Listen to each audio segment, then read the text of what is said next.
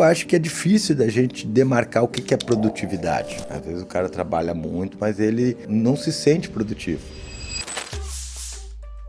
Eu quero crer que quando a gente está falando assim de empreendedorismo, de produtividade, muitas vezes a gente está destacando uma ideia que dá uma sensação de controle para as pessoas. Então é mais ou menos assim, não, eu vou ter sucesso na vida se eu for um cara produtivo, eu vou ser um cara produtivo se eu tiver um propósito. Não que isso esteja completamente errado, assim, mas eu acho que é difícil da gente demarcar o que é produtividade. É muito difícil isso, porque, por exemplo, você pode pensar assim, mas o cara trabalha muito, ele é produtivo? Depende. Às vezes o cara trabalha muito, mas ele não se sente produtivo, porque ele não atingiu os objetivos, não atingiu o propósito dele. Então, muitas vezes existe uma distorção de avaliação. Eu entendo que, para a maioria das pessoas, a gente associa sucesso a sucesso financeiro ou fama, como se isso fosse alguma forma de representação do teu mérito, do teu valor perante os outros. E eu tenho uma percepção um pouquinho diferente de sucesso, que eu acho que é mais democrática, porque efetivamente eu imagino que a maioria das pessoas busca sucesso, mas se a gente pensar na questão única e exclusivamente de sucesso financeiro, de algum tipo de fama ou coisa assim, a gente de certa forma reduz muitas possibilidades de sucesso a condições que não são acessíveis para todas as pessoas. Muitas pessoas vão ter uma vida significativa, uma vida rica em muitos aspectos, mas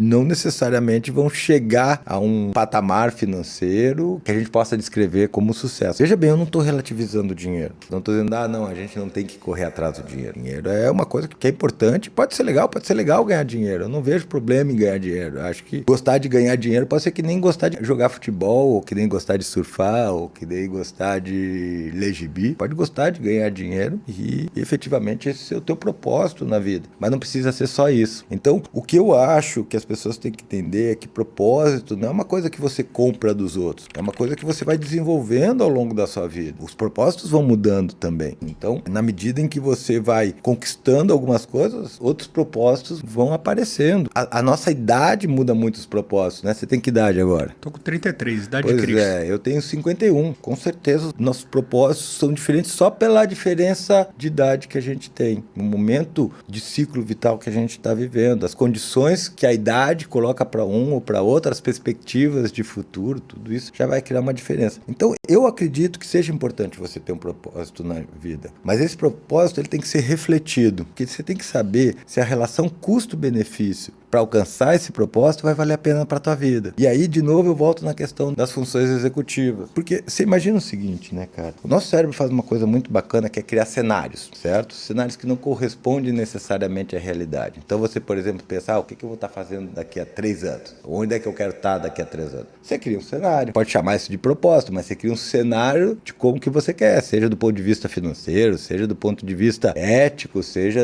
do ponto de vista até geográfico. Não interessa, você vai criar um cenário. E esse cenário, teu cérebro, ele vai, de certa forma, usar esse cenário para criar uma sequência de comportamentos para você alcançar isso. O teu cérebro, de certa forma, ele faz um cálculo. Ele pega as informações que ele tem, parcas de como que ele vai alcançar aquilo, certo? O custo que aquilo vai ter e ele atribui um valor de recompensa para aquilo, um valor de reforço ou de prazer, se você preferir. Então ele faz um cálculo, então basicamente analisando os custos e os benefícios.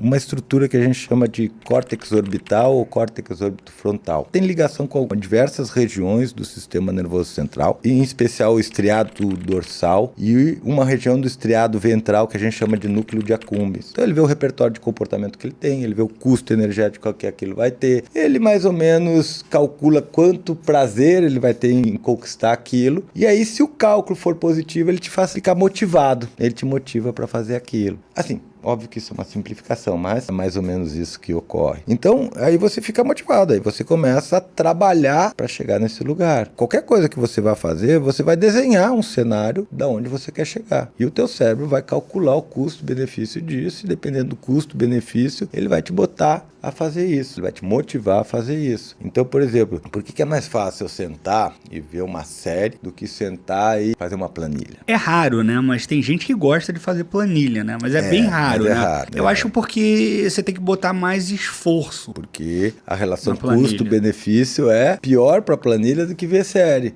Você tem um benefício imediato, um prazer imediato vendo série com um esforço mínimo. Na hora de competir, a série sempre vai ter uma... E toda hora o nosso cérebro fica assim? Toda hora, o tempo todo. Você não percebe isso, mas ele está o tempo todo fazendo esse cálculo. Quando você lembra, puta, tem que fazer aquela planilha. Ele já calculou. Fazendo o cálculo, ele te lembrou. Por isso que aí leva a procrastinação, é exatamente por isso? Em alguns motivos é por isso que leva a procrastinação. Mas a procrastinação também é algo aprendido. Porque o cérebro, ele calcula o tempo das coisas. Eu costumo falar isso, talvez já tenha falado isso em outros podcasts. Você já deve ter passado por essa situação, né? Você vai dormir e diz, pô, tem que acordar às 6 horas da manhã. Você não está acostumado a acordar às 6 horas da manhã, mas tem que acordar às 6 horas da manhã. Daí naquele dia você acorda 5 para 6 antes do despertador. Teu cérebro, ele está contando o tempo. O cérebro tem várias estruturas que são feitas para contar o tempo, desde de estruturas subcorticais, né? A gente fala muito em relação aos ciclos circadianos, mas outras estruturas também são feitas para calcular o tempo. Então o que as pessoas fazem? As pessoas procrastinam para, de certa forma, otimizar os tempos que ela tem. A maior parte das pessoas aprende a procrastinar na escola. Deixando para a última hora, Deixando as coisas para a última hora. Para estudar para a prova, né? Normal. Isso. Veja só, é um cálculo econômico muito importante, porque daí ela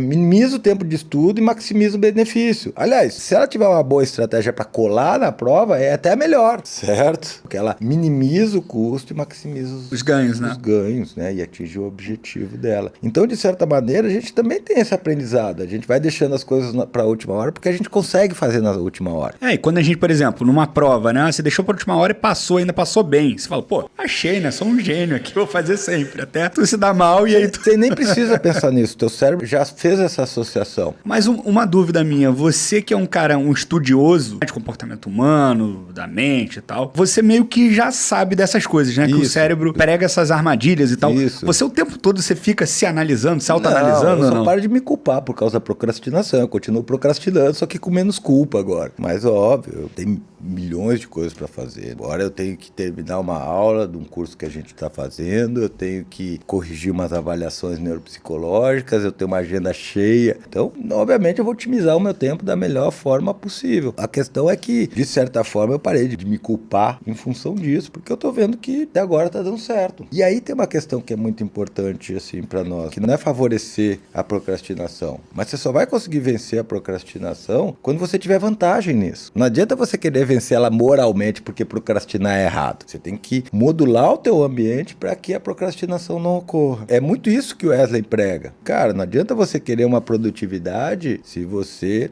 não modelou o teu comportamento e o teu ambiente para alcançar isso. Daí você ficar se culpando por causa disso também não faz diferença nenhuma. Até faz, em alguns aspectos até faz. Porque algumas pessoas com essa história de culpa acabam gerando sentimentos ruins. E aí elas, para eliminar aqueles sentimentos ruins, elas vão tentar combater a procrastinação. Ou elas usam sentimentos ruins para combater a procrastinação. Então elas ficam assim, porra, não fiz aquela bosta. Ah, meu Deus, vou me dar mal. Eu sou muito vagabundo. Elas ficam, de certa forma, punindo o seu comportamento de procrastinar para poder, de alguma maneira, tentar se mobilizar para fazer isso. E isso ocorre porque o nível de ansiedade vai subindo e em um determinado momento, esse aumento da ansiedade aumenta a atividade noradrenérgica no córtex pré-frontal, que dá o início do comportamento. Mas você não acha que, para algumas pessoas, ou até em alguns momentos, a pessoa usa isso como um artifício, assim, para se fazer de vítima também? Ou não? Você, eu também, não fiz isso porque também, né? Aí a gente vai entrar numa discussão complexa, mas ela é importante. Mas eu acho que normalmente as pessoas fazem isso para se motivar, porque isso tem um efeito negativo muito ruim. Como sempre tem coisa para fazer, você sempre tem que estar criando ansiedade para conseguir se motivar e iniciar os comportamentos. Então o que acontece? Você vai começando a ter ansiedade o tempo todo.